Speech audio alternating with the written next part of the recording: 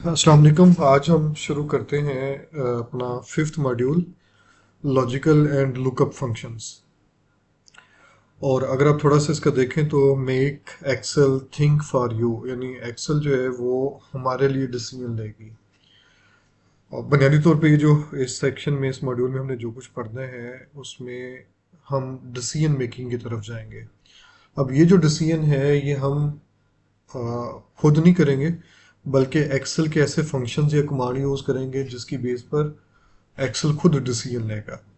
Otherwise हमें क्या करना होगा कि हम हर रो को हर सेल को देखेंगे और फिर डिसाइड करेंगे। फॉर एग्जांपल, जैसे हम स्टूडेंट की बात कर रहे थे, अगर हमें स्टूडेंट को पास फेल करना है, यानी उनके पास या फेल या ग्रेड्स देखनी है, तो फिर हमें एक एक नंबर को वन बाय वन देखना होगा। और ये मुश्किल काम है, जल्दी में पॉसिबल है कि हम एक रॉन्ग ग्रेड जो है वो पुट कर दें, या जो पास है उसे फेल कर दें, या जो फेल है उसे पास कर दें। इस पर्पस के लिए एक्सेल में कुछ फंक्शंस हैं जो हम सीखना चाह रहे हैं। जैसे इफ फंक्शन है। इफ को अगर हम उर्दू के पाठ्यपुस्तक से देखें, अगर यानी कंडीशन है कि अगर ये होगा तो वो होगा, अगर ऐसा होगा तो वैसा होगा, कंडीशन टाइप है। तो इसका मतलब है कि अगर हमने ये डिसाइड करना है कि कोई स्टूडेंट पास है या फेल है किसी पर्टिकुलर कंडीशन की बेस पर, तो फिर हम इफ कंडीशन यूज करेंगे। और ये याद रखना है कि इफ फंक्शन का जो फाइनल आउटकम है वो बाइनरी टाइप आनी है, बाइनरी डिसीजन आना है, यानी दो पॉसिबल आउटकम आनी है। जैसे पास फेल है, यस नो है, लेफ्ट राइट है, अप डाउन है, ट्रू फॉल्स है। हम इस तरह के डिसीजन जो है वो एफ स्टेटमेंट से, इफ स्टेटमेंट से लेते होते हैं। इफ स्टेटमेंट में जैसे हमने काउंट इफ में बात की थी कि हम एक वक्त में एक डिसीजन ले रहे थे, ऐसे ही इफ फंक्शन में भी एक वक्त में एक तरह से एक ही डिसीजन होगा, यानी ऑप्शन दो होगी, डिसीजन कोई एक होगा। अगर हमें एक से ज्यादा ऑप्शन से डिसीजन लेना है तो फिर हम मल्टीपल इफ या नेस्टेड इफ वगैरह यूज करेंगे। और इसी तरह से हम एंड और आर फंक्शंस को मिलाकर मल्टीपल इफ या मल्टीपल कंडीशंस या लॉजिक जो है वो यूज कर सकते हैं। और इसी तरह से डाटा से अगर हमने कुछ चीज़ें सर्च करनी हो तो वी लुकअप और एक्स लुकअप, ये फंक्शंस हमें हेल्प आउट करते हैं। और ये जो जैसे वी लुकअप फंक्शन है, ये बहुत इंपॉर्टेंट फंक्शन है, और आजकल इसका जो एडवांस या मॉडर्न वर्जन है वो एक्स लुकअप है। तो ये इंशाल्लाह आज हम वैसे इफ फंक्शन के हवाले से देखेंगे। नेट थोड़ा आज स्लो आ रहा था, तो अभी थोड़ी कनेक्टिविटी मिली है, तो आज लिमिटेड टाइम में हम जो कर सके इंशाल्लाह हम वही ट्राई करेंगे। तो इफ फंक्शंस के बारे में हम क्या करें, मेक डिसीजंस ऑटोमेटिकली, कि हम अपने जो डिसीजंस हैं वो एक्सेल के जरिए से ऑटोमेट कर लेंगे, ऑटोमेटिकली जो है वो डिसीजंस करेंगे। इसका जनरल सिंटेक्स क्या है कि इक्वल टू इफ और ब्रैकेट जो है ये फंक्शन का पार्ट हो जाएगा, कमांड का पार्ट हो जाएगा। इसके स्टार्ट में हम कोई लॉजिकल टेस्ट देंगे। लॉजिकल टेस्ट कैसे, जैसे B2 is greater than or equal to 50, कि B2 में जो भी वैल्यू पुट है वो 50 से बड़ी है या छोटी है। अगर ये कंडीशन ठीक होगी, यानी लॉजिकल टेस्ट जो है या लॉजिकल कंडीशन अगर ट्रू होगी, तो फिर यहाँ जो कुछ लिखा होगा वैल्यू इफ ट्रू, वो प्रिंट हो जाएगा, वो डिस्प्ले हो जाएगा। और अगर लॉजिकल टेस्ट ट्रू नहीं होगा तो फिर वो वैल्यू आएगी जो हमने यहाँ पर फॉल्स की जगह पर लिखी होगी। जैसे if B2 is greater than equal to 50, अगर सपोज B2 में एग्जैक्टली 50 है, तो फिर क्या होगा, फिर आपके पास पास लिखा हुआ आ जाएगा। और अगर B2 में 50 से कोई कम वैल्यू है, फॉर एग्जांपल 45 है, 49 है, 49.5 है, 1 है, 0 है, माइनस में की वैल्यू है, तो फिर फेल लिखा हुआ आएगा। इसी तरह से if C2 is greater than 0, then profit, otherwise loss. या फिर यस नो की सूरत में है कि अगर D5 जो है वो यस है, देन आंसर हमारे पास 1 या 0 आएगा। तो हम टेक्स्ट की सूरत में भी मैचिंग करवा सकते हैं, यानी डिसीजन करवा सकते हैं, और नंबर्स की सूरत में भी डिसीजन करवा सकते हैं। तो हम इसी बेस पर ट्राई करते हैं यहाँ पर। और हम यहाँ पे स्टूडेंट का स्टेटस हम देखना चाह रहे हैं कि ये पास है या फेल है। अब स्टेटस के लिए हम ये डिसाइड कर लेते हैं कि सपोज अगर स्टूडेंट के मार्क्स 50 से ज़्यादा हैं तो वो पास है, और अगर 50 से कम है तो वो फेल है। अच्छा, इसमें मेरे ख्याल ज़्यादातर बच्चों के मार्क्स जो हैं वो 50 से ज़्यादा ही हैं। तो हम थोड़ी सी कंडीशन मज़ीद चेंज कर लेते हैं। सपोज हम ये कहते हैं कि इस पर्टिकुलर टेस्ट में 70 से ज़्यादा मार्क्स होने चाहिए थे। तो अगर 70 से ज़्यादा मार्क्स हैं तो बच्चा उस टेस्ट में पास है, अदरवाइज फेल है। तो अब एक वे तो ये था कि हम यहाँ पे बाय यानी मैनुअल जो है वो टाइपिंग शुरू कर दें कि इसके 70 से ज़्यादा मार्क्स हैं तो ये पास है, इसके भी 70 से ज़्यादा मार्क्स हैं तो ये भी पास है। ठीक है, इसी तरह से यहाँ पे आते हैं तो ये फेल है। इस तरह से टाइप करना अच्छा खासा टाइम टेकिंग भी है और जल्दी में एरर के चांसेस भी। तो हम क्या करते हैं, यहाँ पे कंडीशन अप्लाई करते हैं, इफ स्टेटमेंट यूज करते हैं, इफ ब्रैकेट स्टार्ट।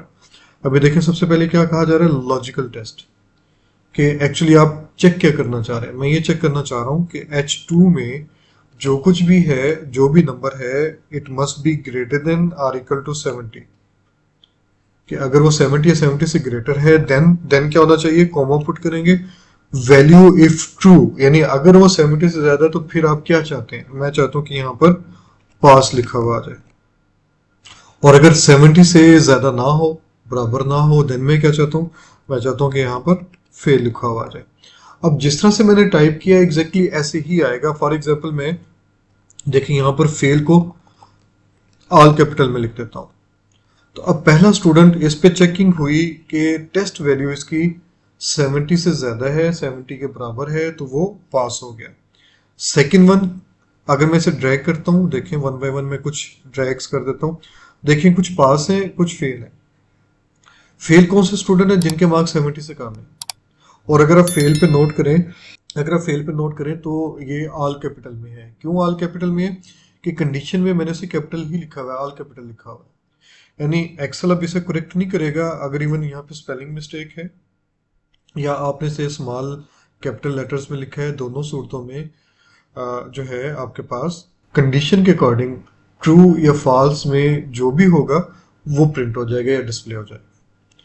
अब अगर आप एक लम्हे के लिए सोचें, अब ये 200 वैल्यूज थी, इन 200 वैल्यूज को अगर आपने मैनुअल करना होता है तो अच्छा खासा टाइम लगता है। आपने जस्ट एक कमांड लिखी और उसने फौरी तौर पर डिसीजन ले लिया।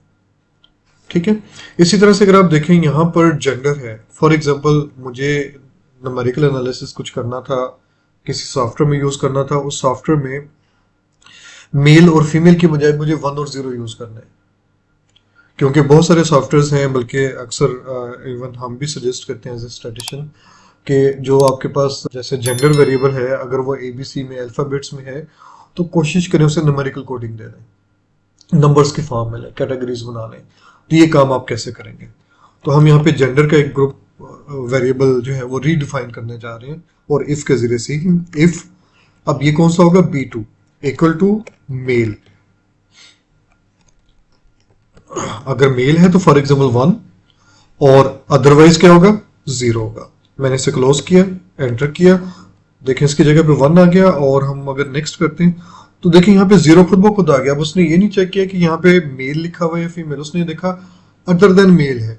अब यहाँ पे जो कुछ भी लिखा हुआ था, फॉर एग्जाम्पल मैं इसे एक और तरह से ट्राई करता हूँ, यहाँ पे मैं मेल स्मॉल में ट्राई करता हूँ, तो देखिए उसने अब यहाँ पे अल्फाबेट भी कंपेयर नहीं किए इस सेंस में कि मैंने M जो है यहाँ पर कैपिटल लिखा हुआ है, वो कैपिटल मैच नहीं कर रहा। वो सिंपल ये देख रहे हैं कि वर्ड क्या लिखा हुआ है, मेल का M स्मॉल में है या कैपिटल में है या मेल ऑल कैपिटल में है। दोनों तीनों सूरतों में उसने उसकी जगह पर 1 पुट कर दिया और हमारे लिए आसानी से ये नंबर कोड जो है, सॉरी अल्फाबेटिकल कोड जो है, कैटेगरीज या ग्रुप्स जो है वो नंबर्स में कन्वर्ट हो गए। अब हम वो जो भी पर्टिकुलर सॉफ्टवेयर था उस सॉफ्टवेयर में बड़ी आसानी से जेंडर के वेरिएबल न्यूमेरिकल कोडिंग की बेस पे यूज कर सकते हैं। और इसी तरह से हम सेक्शंस का भी कर सकते हैं, यानी सेक्शन ABC है, 3 सेक्शंस है, तो वो भी हम डिफाइन कर सकते हैं। लेकिन अब यहाँ पे इशू क्या है कि यहाँ पे 3 कोड आ गए, ऑप्शन हमारे पास क्या है, 2 है। तो इसका मतलब है कि अब हम इसे सिंपल इफ से नहीं कर सकेंगे, अब हमें नेस्टेड इफ यूज करना पड़ेगी। जी, कोई क्वेश्चन आपने पूछना है, कोई कंफ्यूजन है तो वो आप पूछ सकते हैं। अच्छा, एक और बड़ा छोटा सा इंटरेस्टिंग सा काम है कि मैं चूंकि इंग्लिश मार्क्स की बात कर रहा था, तो इंग्लिश मार्क्स में ही हम देखना चाह रहे हैं कि किसी तरह से ये मार्क्स जो है हाईलाइट हो जाए, जैसे पास और फेल की सूरत में। तो हमने शायद लास्ट टाइम कंडीशनल फॉर्मेटिंग की भी बात की थी एक दफा। कंडीशनल फॉर्मेटिंग में हाईलाइट सेल्स रूल्स, और यहाँ पे भी आप greater than, less than, between, ये इस तरह के डिफरेंट ऑप्शंस सिलेक्ट कर सकते हैं। जैसे ग्रेटर देन है तो ग्रेटर देन 70 हम कह देते हैं कि अगर वो 70 से ग्रेटर हैं देन वो किस तरह से शो होंगे। ठीक है, तो यहाँ पर ग्रेटर देन इक्वल टू भी हम अगर ट्राई करते हैं, कोई ऐसा है, तो हम मोर रूल्स में चले जाते हैं। मोर रूल्स में आप देखें greater than or equal to 70। ठीक है, अब यहाँ पे फॉर्मेटिंग हमें खुद करना होगी। मैं कहता हूँ कि ग्रेटर देन 70 अगर है तो इनका जो बैकग्राउंड कलर है, फॉर एग्जांपल यहाँ पर फिल कलर जो है इनका वो ग्रीन हो जाए और इनका जो फॉन्ट है वो बोल्ड हो जाए। मैं इसे ओके करता हूँ।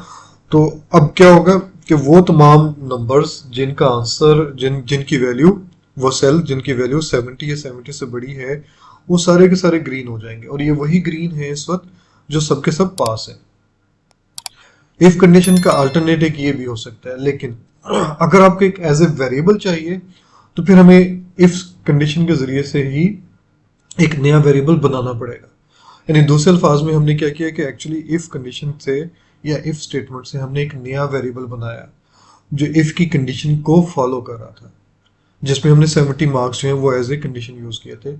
ठीक है, आप चाहते तो आप इसे थोड़ा रिवर्स भी लिख सकते थे। वैसे मतलब मैं यहाँ पे लिखता है if h2 is less than और लेस देन 70, अगर 70 से लेस है तो फिर अब मुझे थोड़ा उलट लिखना होगा क्योंकि मैंने कंडीशन रिवर्स कर दी है। अब हम यहाँ पे फेल लिखेंगे। अदरवाइज यानी अगर 70 से बराबर या ग्रेटर है देन पास। एंटर प्रेस करें तो देखें यहाँ पे तब भी कंडीशन उसी तरह से काम कर रही है। इसका मतलब है कि जो टेस्ट कंडीशन है वो अब आपने डिसाइड करनी है कि आपने कैसे लिखनी है। ये कि यहाँ पे less than or equal to sign लिखना है, greater than equal to sign लिखना है, नॉट इक्वल टू साइन लिखना है। वो आप जो भी अकॉर्डिंग आपकी लॉजिक बन रही है उस लॉजिक के मुताबिक आप कंडीशन देकर एक आप टेस्ट वैल्यू ट्रू वैल्यू देंगे और एक पास फॉल्स वैल्यू देंगे और उसके अकॉर्डिंग आपके पास रिजल्ट आ जाएगा। जी, तो इफ स्टेटमेंट में हमने ये दोनों तीनों चीजें एक तरह से देख ली हमने। यानी ये जीरो वाली कंडीशन तो नहीं देखी, लेकिन आपको ये क्लियरली समझ आ गया कि अगर आपने जीरो प्लस नेगेटिव या पॉजिटिव की सूरत में देखना है तो आप लॉस एंड प्रॉफिट वाला काम भी इजीली कर सकते हैं। ठीक है, इसी तरह से मार्क्स की सिचुएशन है, जेंडर डाटा या सेक्शन डाटा को 1-0 में कन्वर्ट करना है, वो भी पॉसिबल है। लेकिन अगर यही सिचुएशन इस तरह से हो जैसे मुझे ग्रेड्स बनाने हैं, ठीक है, मैं कहता हूँ कि अगर 85 से ज़्यादा मार्क्स है तो ए ग्रेड, 70 से ज़्यादा हैं तो बी ग्रेड, 55 से ज़्यादा हैं तो सी, और अगर 40 से ज़्यादा हैं या बराबर हैं तो फिर डी, और अगर इससे कम है 40 से कम है देन फेल या एफ आ जाए। अब ये कहलाता है नेस्टेड इफ, मल्टीपल इफ कहलाता है। अगर आप थोड़ा सा गौर करें तो एक्चुअली इसमें है क्या, टेस्ट कंडीशन लॉजिकल कंडीशन वैसे की वैसी ही है। इसके बाद हमने ट्रू वैल्यू देनी होती है, हमने ट्रू वैल्यू नहीं दी, सॉरी, इसके बाद ट्रू वैल्यू देनी होती है, हमने ट्रू वैल्यू दे दी। फॉल्स वैल्यू में हमने फिर कंडीशन पुट कर दी, फॉल्स वैल्यू में हमने फिर इफ स्टेटमेंट पुट कर दी और इस इफ का हमने ट्रू वैल्यू भी पुट कर दी। इस इफ की फॉल्स में हमने दोबारा फिर एक और इफ पुट कर दी। यानी हर इफ की फॉल्स में हम एक और इफ पुट करने जा रहे हैं। तो हम यहाँ पे ट्राई कर लेते हैं, हम एक लॉजिकल जो है ना वो अजम्पशन ले लेते हैं। यहाँ पे हम ग्रेड्स जो है वो कैलकुलेट करना चाह रहे हैं। हम ये कहते हैं कि अगर उसके मार्क्स जो है फॉर एग्जांपल 90 से ज़्यादा हैं तो ए ग्रेड होगा, अगर 80 से ज़्यादा है और 90 से कम है तो बी ग्रेड होगा, अगर 70 से ज़्यादा है और 80 से कम है तो सी ग्रेड होगा, इसी तरह से 60 से ज़्यादा है और 70 से कम है तो डी ग्रेड होगा, और फॉर एग्जांपल अगर 60 से कम है तो फॉर एग्जांपल हम कहते हैं फेल होगा। Equal to if H2 greater than और इक्वल टू 90 या 90 से ज्यादा है देन क्या करना है हमने, देन हमने उसे ए ग्रेड देना है, कॉमा पुट करके ए ग्रेड दे दिया। अब इसके फॉल्स, एक्चुअल तो हमने फॉल्स देना था, अब हम फॉल्स नहीं देने जा रहे बल्कि अब हम 80 वाली कंडीशन पुट करने जा रहे हैं। If H2 is greater than और इक्वल टू 80 देन क्या होगा, देन उसे हमने बी ग्रेड देना है। अब इसके फॉल्स में हमने क्या करना था, कोई और ग्रेड लिखना था, लेकिन अब हम इफ स्टेटमेंट यूज करेंगे कि H2 ग्रेटर देन और इक्वल टू 70 और कौन सा ग्रेड देंगे हम, फॉर एग्जांपल सी देंगे। इसी तरह से इफ H2 ग्रेटर देन और इक्वल टू 60, तो हम क्या ग्रेड देना चाह रहे हैं, डी ग्रेड। और अगर फॉर एग्जाम्पल इसके बाद मैं मजीद कोई कंडीशन नहीं लेना चाह रहा, अब मैं चाहता हूँ कि इसके अलावा अगर जो भी कंडीशन हो, यानी 60 से कम अगर मार्क्स हो, देन हमारे पास फेल आ जाए। और अगर आप थोड़ा गौर करें तो यहाँ पर जो लास्ट इफ यूज की है, ये वही है जो भी हम सीख कर रहे हैं कि हमारे पास टेस्ट कंडीशन लॉजिकल टेस्ट आ गया, ट्रू वैल्यू और ये फॉल्स वैल्यू। अब हमने जितनी भी इफ शुरू की है उतनी ब्रैकेट हमने क्लोज भी करनी है। देखिए मैं, और इसमें आप नोट कीजिएगा, जैसे जैसे मैं ब्रैकेट क्लोज करता जाऊंगा वैसे वैसे मुख्तलिफ जो ब्रैकेट ओपनिंग थी वो हाईलाइट होती जाएगी। देखिए मैंने जैसे से किया तो यहाँ पर ये इफ बोल्ड हो गई थी, फिर मैंने नेक्स्ट प्रेस किया तो ये वाली इफ, और फिर इसी तरह से देखें, और ये लास्ट वन, और इनके कलर भी डिफरेंट है। ठीक है, अब मैं एंटर प्रेस कर देता हूँ। अगर इसमें कोई यानी इफ स्टेटमेंट में राइट करने में कोई एरर नहीं है तो आपके पास रिजल्ट्स आ जाएंगे। ये 70 प्लस वाली रेंज में आ रहा है तो इसका सी ग्रेड आ गया। और अगर मैं इसे एक्सटेंड करता हूँ तो देखिए कुछ सी हैं, डी हैं और इवन फेल भी हैं, यानी जो 60 से कम आ रहे हैं वो फेल आपके पास आ रहे हैं। ठीक है, तो अगर हम ये काम मैनुअल करते तो हम बार बार कन्फ्यूज होते कि ये किस कैटेगरी में लाई करता है।